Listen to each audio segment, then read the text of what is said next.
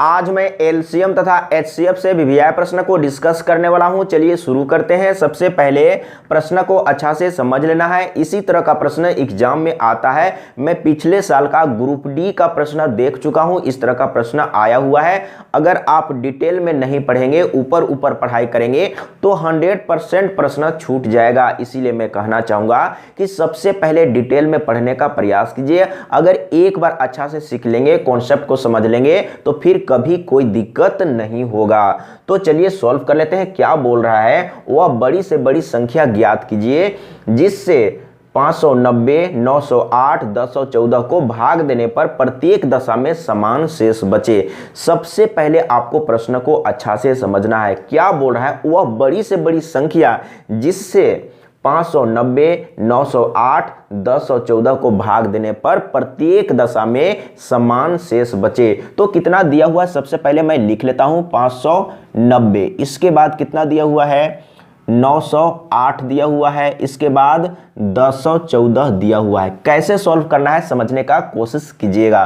तो सबसे पहले इसमें इसको घटाएंगे तो क्या करेंगे, इस तरीके से आपको लिख लेना है 908 माइनस में 590। इस तरीके से ऊपर नीचे लिखना है ताकि घटाने में आसान होगा।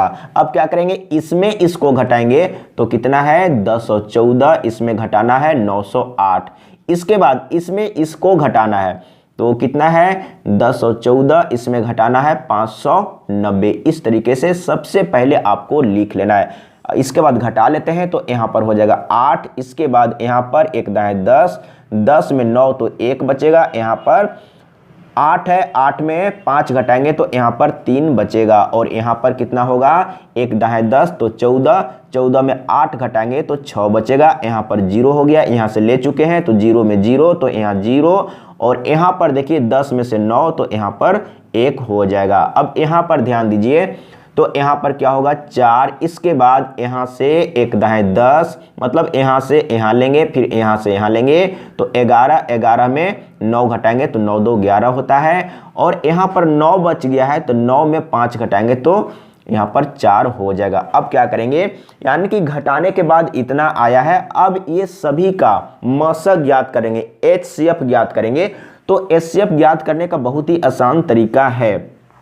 सबसे पहले छोटा छोटा पार्ट में तोड़ना है। तो सबसे पहले इसको 2 से डिवाइड करते हैं तो 2 एकम 2, 1 बच गया है तो 11, 2 बचे 10, फिर से 1 बच गया तो 18, तो 2 नवा 18। अब कितना से डिवाइड होगा तो आपको जोड़ के देखना है। जैसे इसको जोड़ेंगे तो 10 और इसको जोड़ेंगे तो 15, यानी कि 15 3 से डिवाइड हो रहा है तो ये 3 से डिवाइड हो जाएगा। तो आपको 3 से डिवाइड कर लेना है। 3 बचे 15 और 3 तिया 9। अब डिवाइड नहीं होगा। अब इसको डिवाइड कर लेते हैं। तो सबसे पहले 2 से 2 बचे 10 और 2 तिया 6। अब डिवाइड नहीं होगा। इसको डिवाइड कर लेते हैं। कितना से डिवाइड होगा, तो सबसे पहले 2 से, तो 2 दूना 4, 2 एकम 2, 2 दूना 4। इसके बाद फिर से 2 से, 2 एकम 2, लेकिन ये छोटा हो गया इसलिए यहाँ पर 0 बैठाना पड़ेगा। तो ये 12 को लेंगे तो 2 छक 12। अब क्या करेंगे, फिर से 2 से डिवाइड कर लेते हैं तो 2 पचे 10, 2 तिया 6। अब डिवाइड नहीं होगा। तो आपको क्या ज्ञात करना है, एचसीएफ। तो एचसीएफ में क्या होता है, यानी कि किसका किसका निकाल रहे हैं, इसका एचसीएफ निकाल रहे हैं। तो तीनों में आपको कॉमन देखना है। क्या कॉमन है, जैसे हम लोग छोटा छोटा पार्ट में डिवाइड कर चुके हैं। तो देखिए इसमें 2 है, इसमें भी 2 है, इसमें भी 2 है, तो 2 ले लिए। अब 2 नहीं है, मतलब कि एक एक ही सभी में था।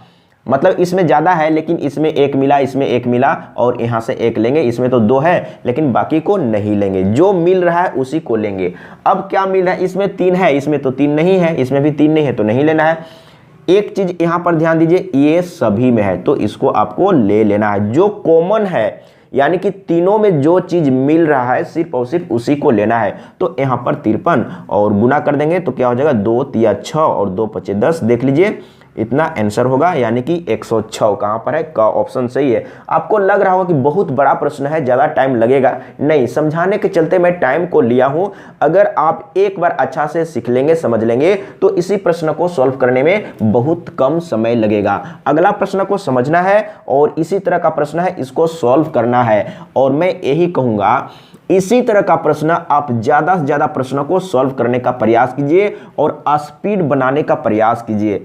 दूसरा प्रश्न, वह बड़ी से बड़ी संख्या ज्ञात कीजिए जिससे 62, 132, 237 को भाग देने पर प्रत्येक दशा में समान शेष बचे। यानी कि सेम प्रश्न है, एक ही जैसा है, तो इस प्रश्न को सॉल्व कर लेना है, छोड़ना नहीं है, प्रैक्टिस करना है। जितना ज़्यादा से ज़्यादा प्रश्न को आप प्रैक्टिस करेंगे उतना ही आपका मैथ अच्छा होगा।